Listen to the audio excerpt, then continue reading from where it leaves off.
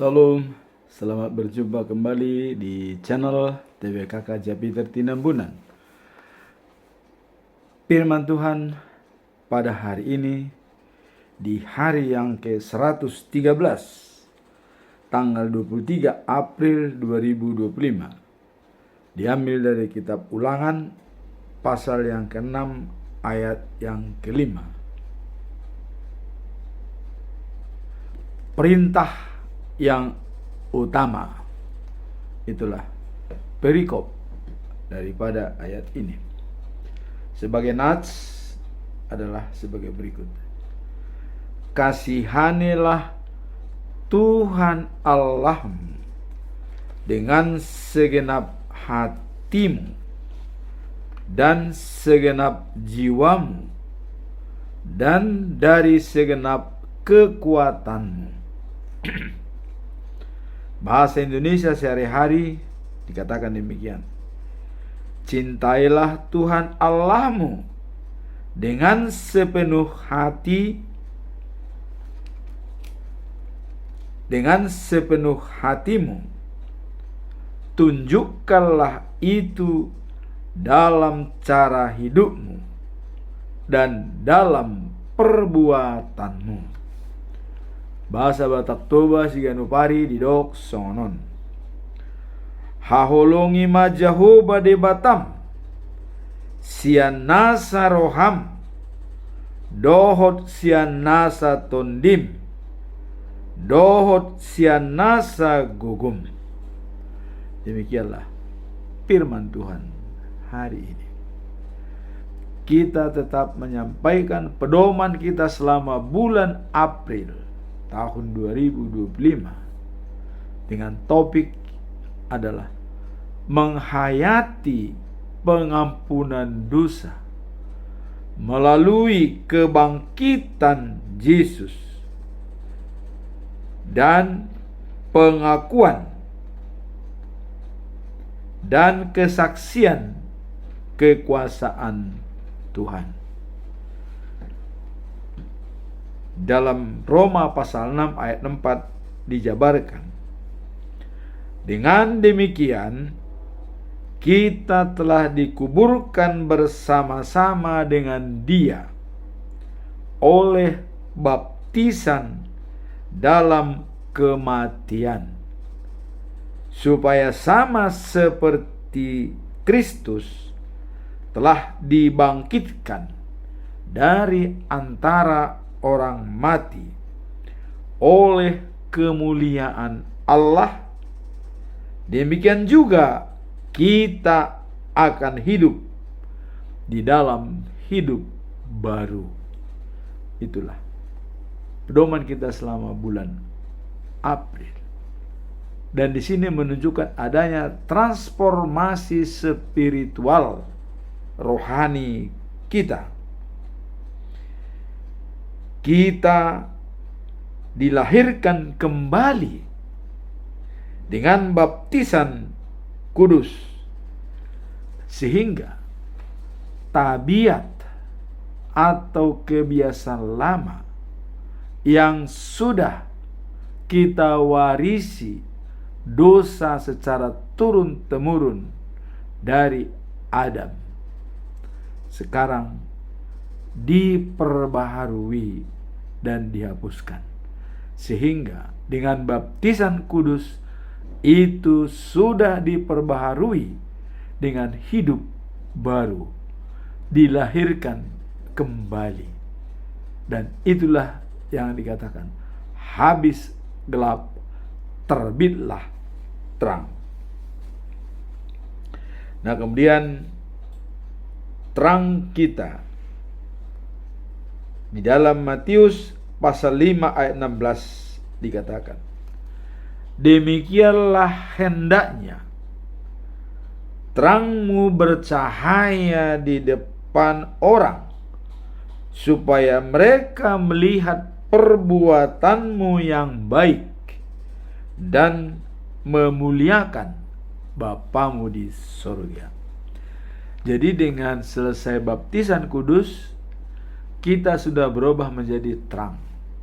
Dan terang kita itu harus bercahaya di depan orang, supaya mereka melihat perbuatan kita yang baik, memuliakan Bapa di sorga. Itulah pedoman kita selama bulan April. Sekarang kita masuk dalam perikop hari ini. Diambil dari kitab Ulangan pasal 6 ayat yang kelima.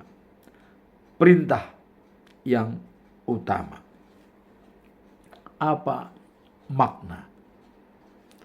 Pesan moral dan pembelajaran dari kitab Ulangan pasal 6 ayat 5 dengan perintah yang baru atau perintah yang utama.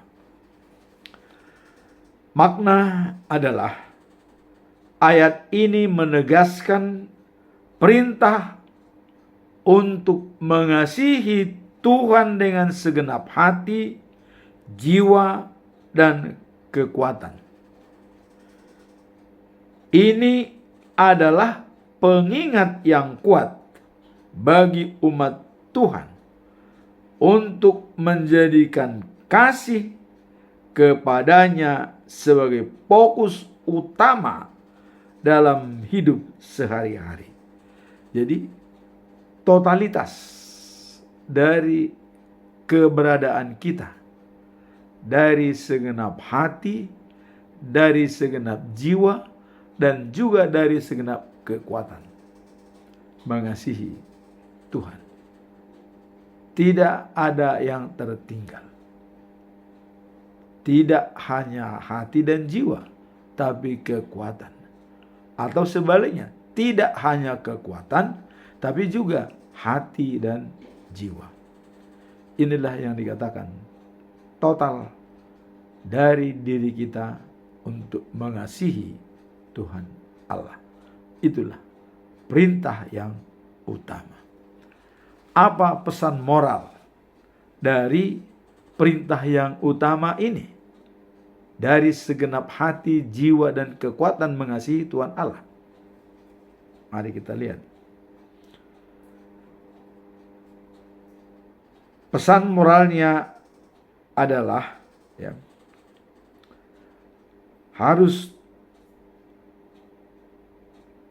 pesan ini adalah mengajarkan, Jadi para teolog mengatakan, bahwa pesan ini mengajarkan bahwa kasih ini harus diungkapkan dalam segala aspek kehidupan, termasuk interaksi kita dengan orang lain, pekerjaan yang kita lakukan, dan cara kita menghadapi tantangan dengan pedoman 1 Yohanes pasal 4 ayat yang ke-8.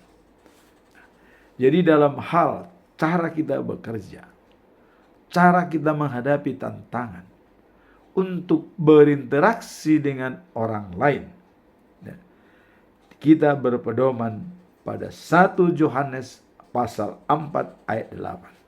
Apa dikatakan? Allah itu kasih. Barang siapa tidak memiliki kasih, dia sama dengan tidak mengenal Allah. Jadi apakah kita mengenal Allah atau tidak?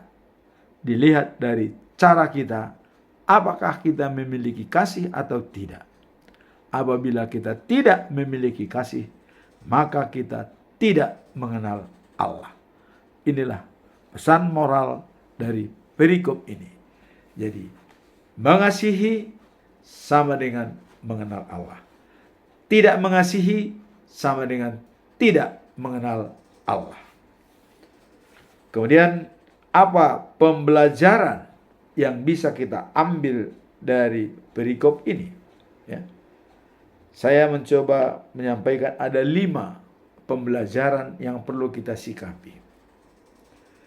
Pembelajaran pertama, dalam konteks kehidupan dan imanen. Apa itu imanen? akal budi ya intern di dalam kita.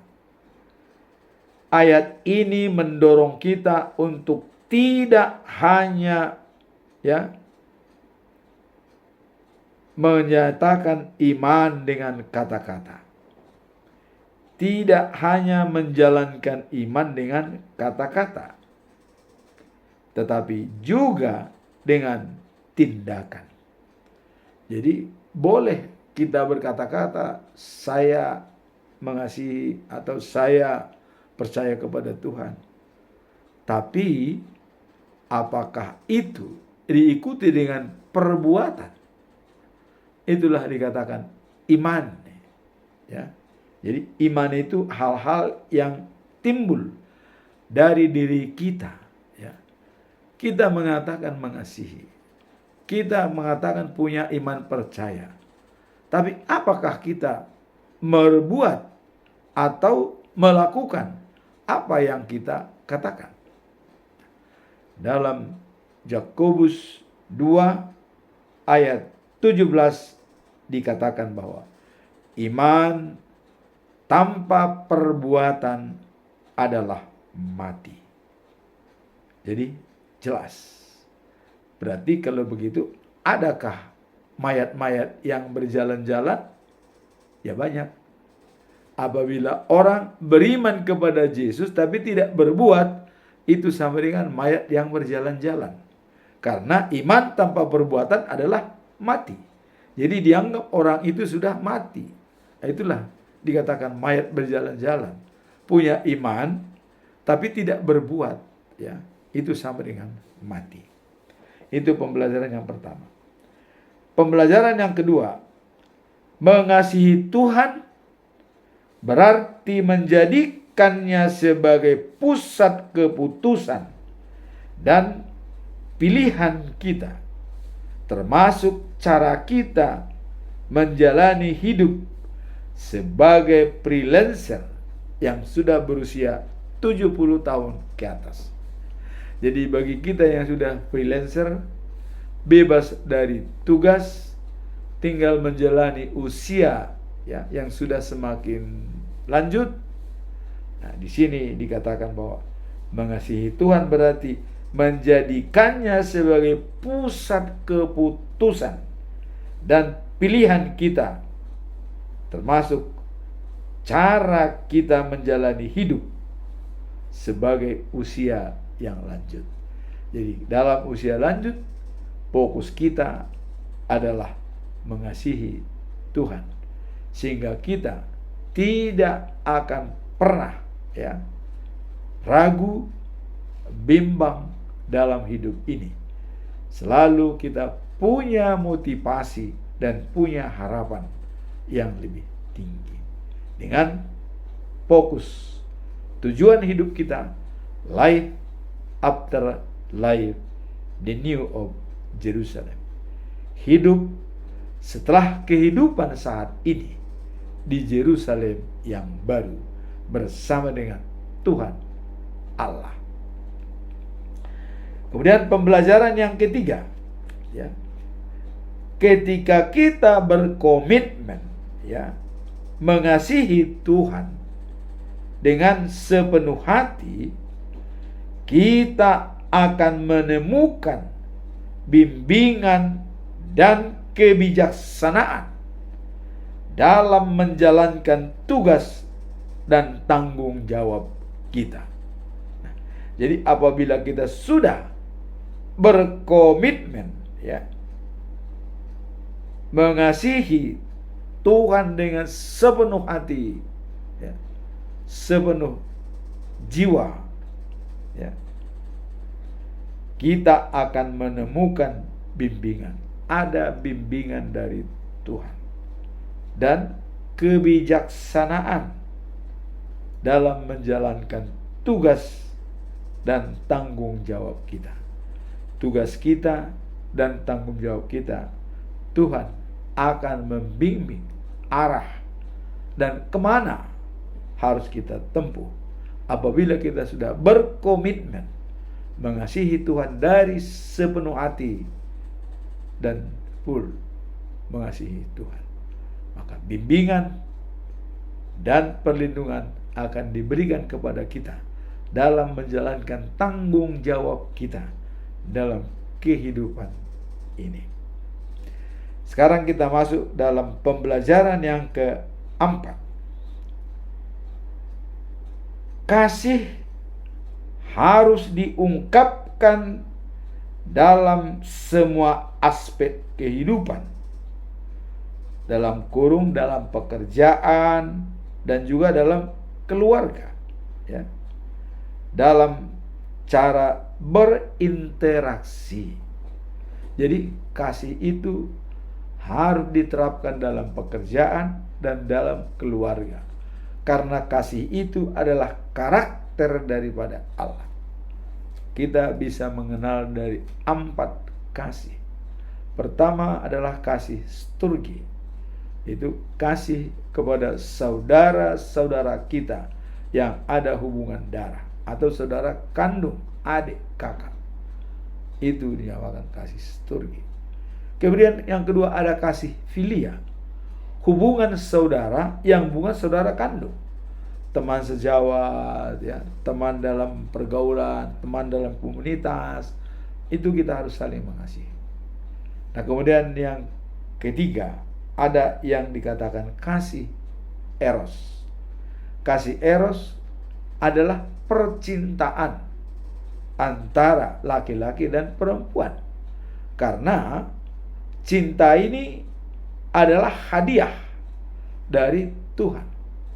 Di mana kenapa bisa orang yang cantik, orang yang kurang cantik, orang yang cacat juga bisa berkeluarga.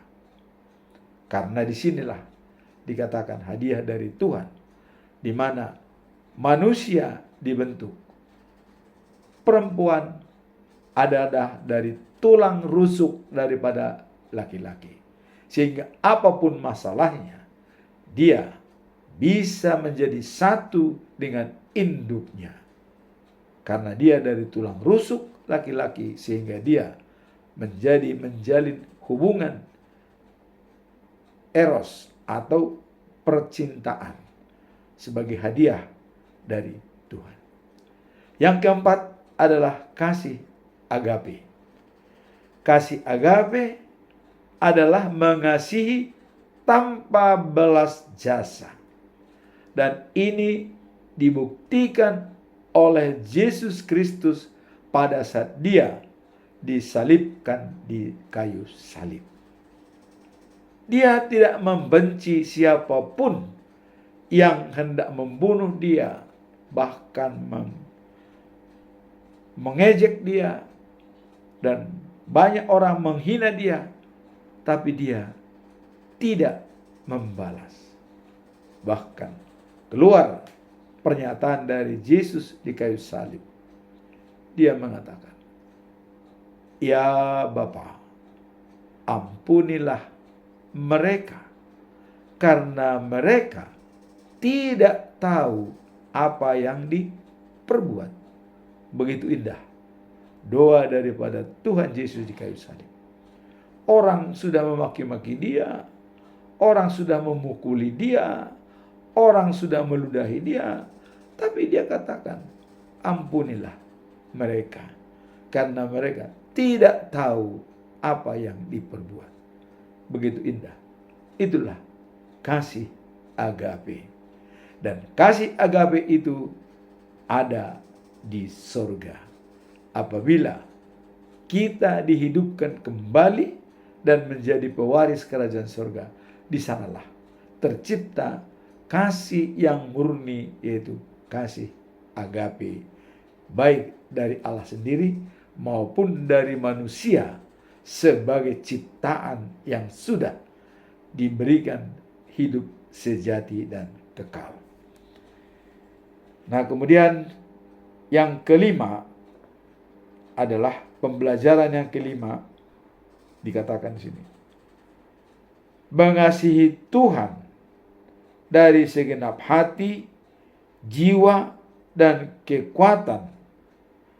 Ini menunjukkan, ya, komitmen totalitas dalam relasi kita dengannya dan menjadikan cinta dan pengabdian kepadanya sebagai dasar setiap aspek kehidupan kita sebagai freelancer. Jadi totalitas ya dari kita serahkan kepada Dia. Hati, jiwa dan kekuatan. Tidak ada yang ketinggalan. Sehingga ya dalam relasi kita dengannya dan menjadikan cinta dan pengabdian. Jadi mengabdi kepadanya dan cinta kepadanya. Karena Allah lebih dulu mengasihi kita. Lebih dulu mengampuni kita. Seperti ditulis dalam Yohanes ya, pasal 14 ayat 6 dikatakan. Pasal 3 ayat 16 dikatakan, begitu besar kasih Allah pada dunia ini, sehingga Dia memberikan anaknya yang tunggal, supaya barang siapa percaya kepadanya tidak binasa, melainkan beroleh hidup yang kekal. Maka dengan demikian, kita harus totalitas mengasihi Tuhan kita dari segenap hati, jiwa, dan kekuatan. Dengan demikian, maka itulah pengabdian yang sejati dengan cinta kasih yang murni. Itulah pembelajaran yang bisa kita lihat dalam perikop ini. Sekarang kita masuk dalam conclusion atau kesimpulan. Saya tetap mengajukan 3 pertanyaan dalam perikop ini. Pertanyaan pertama, sejauh mana pengaruh kasih kepada Tuhan dalam pengambilan keputusan sehari-hari? Sejauh mana pengaruh kasih itu kepada Tuhan dalam mengambil keputusan kita sehari-hari? Mari kita lihat ya. Kasih kepada Tuhan memiliki pengaruh yang sangat signifikan dalam pengambilan keputusan ya sehari-hari bagi setiap orang yang percaya. Jadi pengaruh kasih itu sangat besar dalam pengambilan keputusan sehari-hari, di mana kita tetap bekerja untuk Tuhan, bukan untuk manusia. Kalau kita bekerja untuk Tuhan, maka kita serius menjalankan tugas kita. Seperti tertulis di dalam Kolose 3 ayat 23 sampai dengan 24 dikatakan begini. Apapun juga yang kamu perbuat, perbuatlah dengan segenap hatimu, seperti untuk Tuhan dan bukan untuk manusia. Jadi apapun juga yang kamu perbuat dalam segala hal, maka perbuatlah dengan segenap hatimu. Jangan bimbang, jangan ragu, dengan sepenuh hatimu. Dan ya, seperti untuk Tuhan, bukan untuk manusia.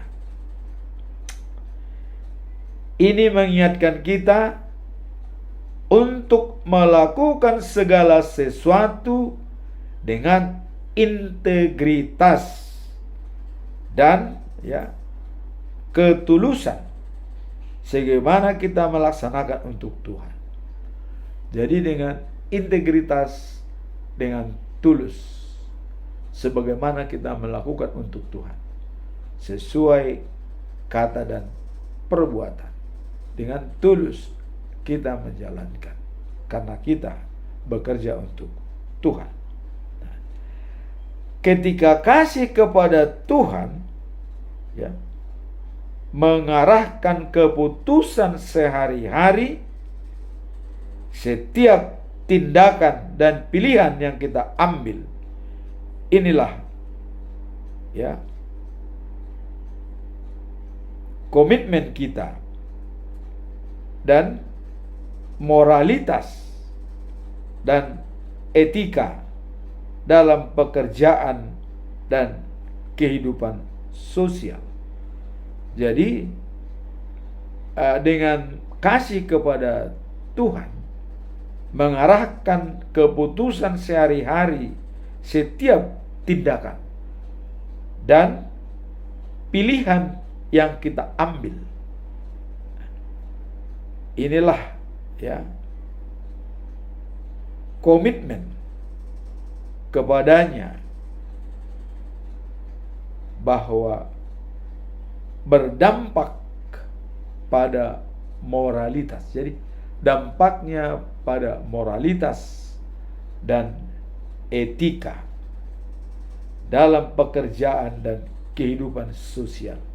Jadi dengan mengasihi Tuhan sepenuh hati itu berdampak kepada moralitas dan etika, ya, dalam pekerjaan, kehidupan sosial, berinteraksi dengan orang lain. Kita punya moralitas dan punya etika dengan komitmen menjalankan kasih. Itulah sejauh mana pengaruh kasih kepada Tuhan. Disinilah dikatakan tadi bahwa semua yang kita lakukan adalah untuk Tuhan, bukan untuk manusia. Dan pengaruhnya berakibat dengan moralitas dan etika kita berinteraksi dalam hubungan sosial. Pertanyaan kedua, bagaimana cara mewujudkan cinta kepada Tuhan dalam pekerjaan yang dijalani, ya, sebagai kita yang sudah bebas tugas, sebagai freelancer, ya. Bagaimana cara mewujudkan cinta kepada Tuhan dalam pekerjaan sebagai freelancer? Artinya orang yang sudah bebas. Bebas itu artinya tidak ada lagi hambatan, tidak ada lagi tantangan. Kita sudah bisa membentukkan sikap kita sendiri. Nah, terus bagaimana cara mewujudkan cinta kepada Tuhan sebagai freelancer? Nah, disinilah kita lihat bahwa mewujudkan cinta kepada Tuhan dalam pekerjaan sebagai orang freelancer atau yang sudah bebas tugas, ya, dapat dilakukan melalui dedikasi, integritas, dan kebijaksanaan dalam setiap tugas yang dijalankan. Jadi ada dedikasi, ya, dan integritas dan juga kebijaksanaan dalam menjalankan tugas yang kita tempuh. Ini tetap mengacu pada Kolose 3 ayat 23 sampai 24, yaitu apapun juga yang kita perbuatlah dengan sepenuh hati, dan kita tetap beranggapan bekerja untuk Tuhan, bukan untuk manusia. Jadi di usia kita sudah freelancer, artinya bebas, apapun tindakan kita perbuat dengan sepenuh hati, dengan integritas, dedikasi yang tinggi, dan juga kebijakan, dan kita bekerja untuk nama Tuhan, bukan untuk manusia. Itulah jawaban nomor 2. Nah, kemudian di sini ada paradigma yang perlu kita sampaikan, ya.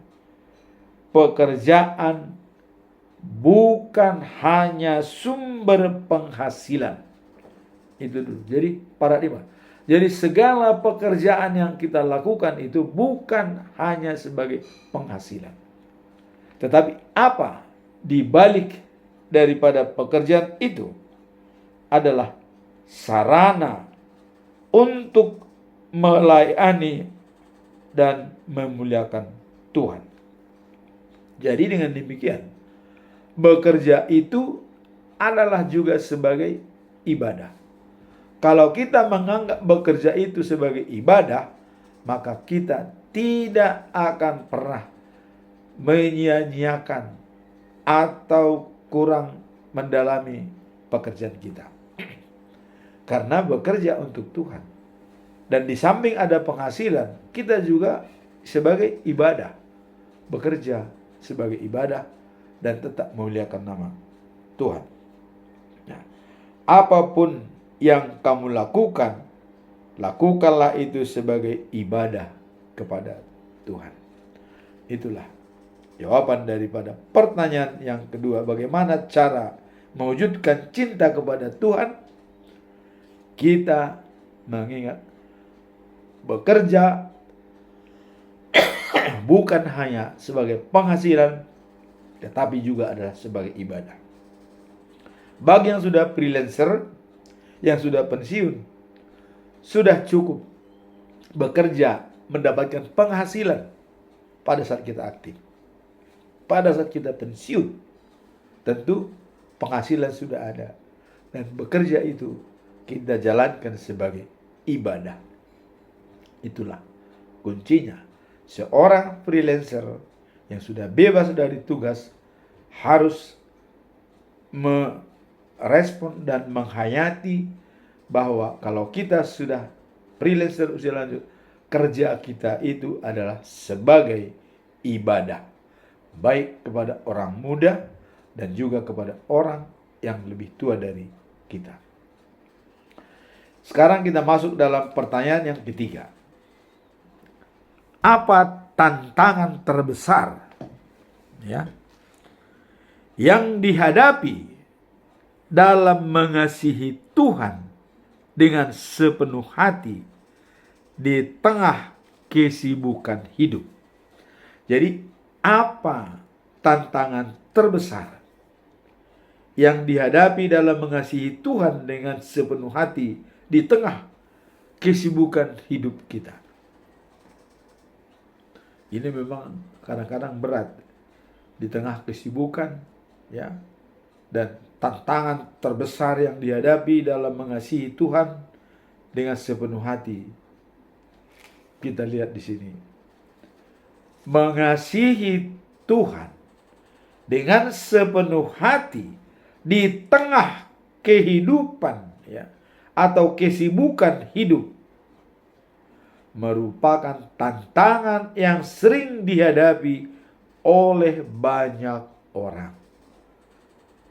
Tidak ada waktu untuk bersama dengan komunitas.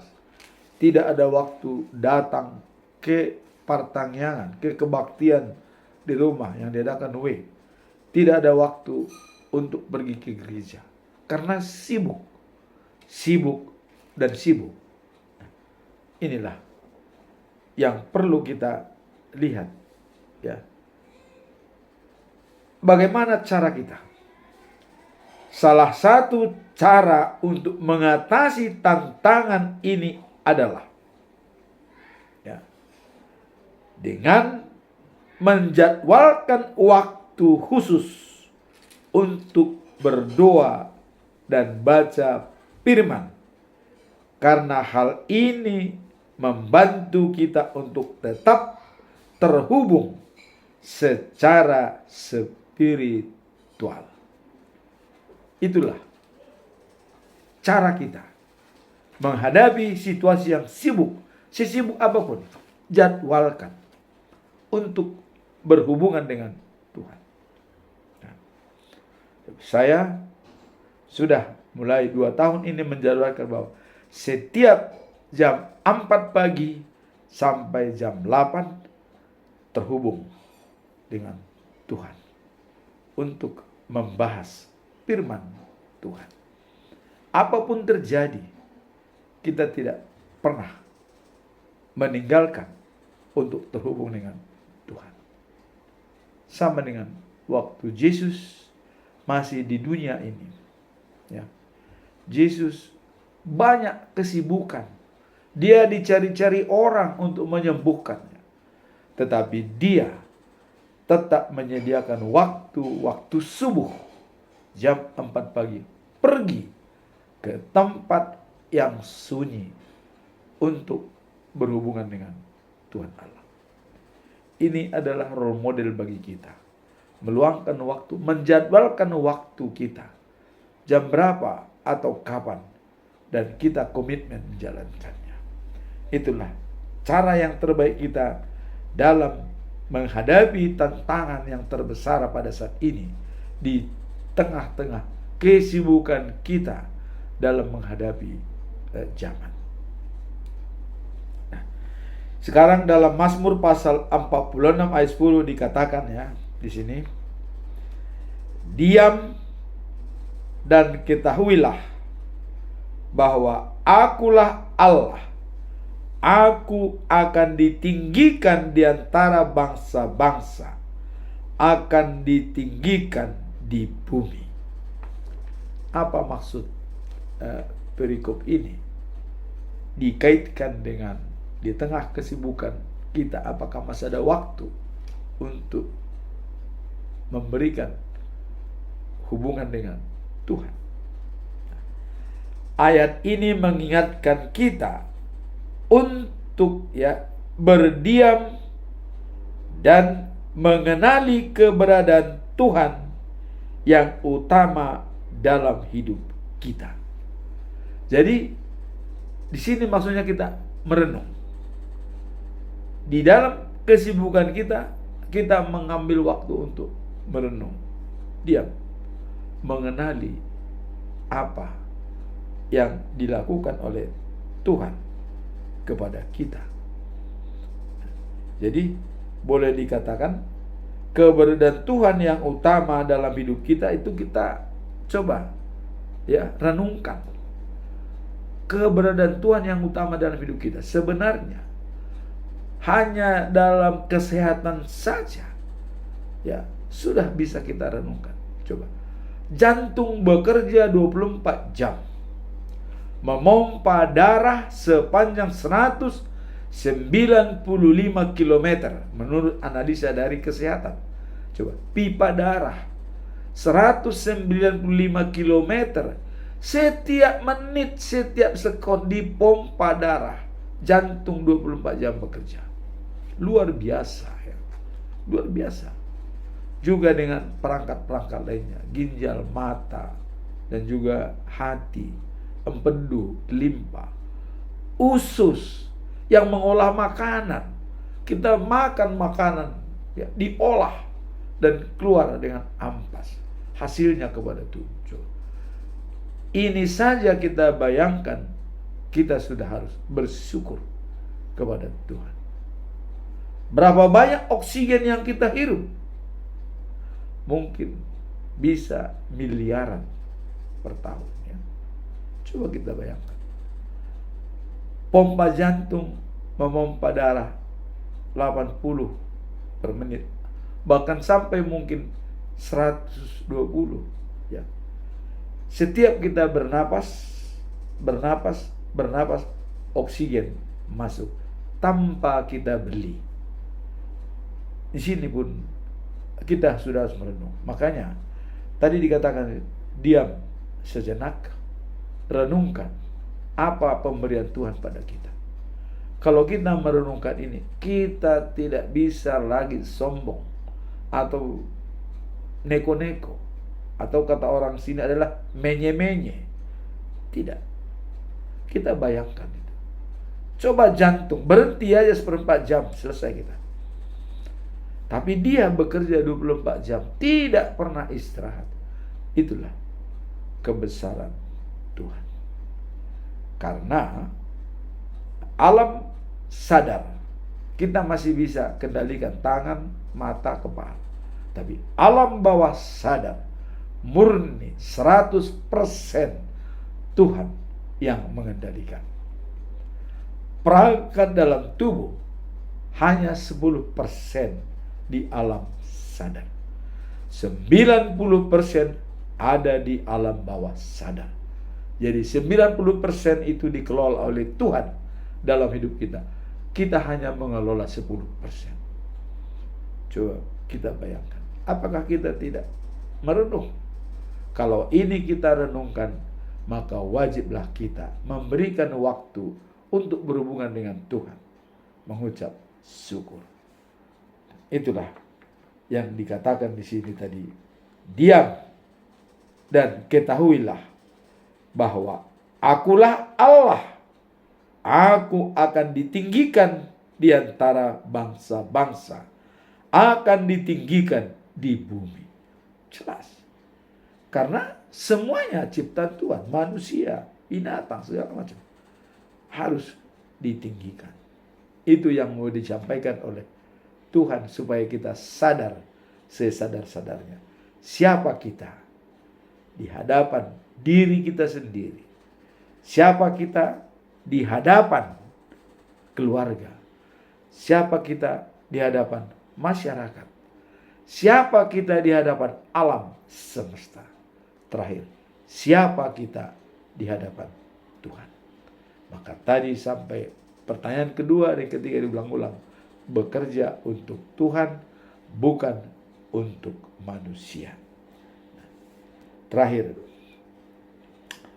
di tengah kesibukan yang sering membuat kita terabaikan, penting untuk menemukan waktu sejenak untuk merenungkan dan menjalani bahwa Allah adalah pusat kehidupan kita yang sesungguhnya, dengan sumber segala kehidupan kita. Dengan cara ini kita dapat memperkuat iman, ya, dan cinta kita kepadanya, meskipun banyak aktivitas yang kita jalankan. Sebagai pedoman kita terakhir, saya mau sampaikan dalam Yesaya pasal 48 ayat 17. Akulah Tuhan Allahmu yang mengajarkan kepadamu, ya, yang berguna atau yang berfaedah, dan membimbing kamu di jalan yang kamu tempuh. Bukan main. Firman Tuhan dalam Yesaya pasal 48 ayat 17. Ya. Langsung dikatakan oleh akulah yang memberikan dan yang mengajarkan berguna bagimu dan membimbing kamu di jalan yang kamu tempuh. Nah, maka dalam Ibrani pasal 12 ayat 2 dikatakan, hendaklah pandangan kita tertuju kepada Yesus yang bisa menyelamatkan iman kita dan merawat iman kita selama kita hidup di dunia ini. Apa yang harus kita lakukan?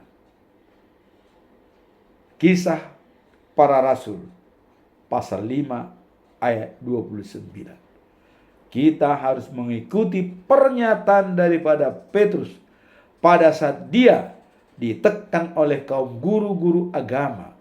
Pada saat Petrus dan Yohanes memberitakan firman Tuhan, ditekan dan dipanggil oleh guru-guru agama dan juga mahkamah agama. Mereka dikatakan, jangan beritakan firman Tuhan atas nama Yesus. Tidak boleh, kata guru-guru agama dan mahkamah agama kepada mereka. Tapi Petrus dengan lantang menjawab, apa katanya? Kami lebih turut kepada Allah daripada manusia. Artinya, saya tidak mau tunduk apa yang kau katakan. Kami lebih tunduk kepada Tuhan Allah daripada manusia. Itulah pedoman kita, kesimpulan kita dalam mengasihi Tuhan dengan segenap hati dan dari segenap jiwa dan dari segenap kekuatan kita. Semoga bermanfaat. Amin. Tuhan memberkati.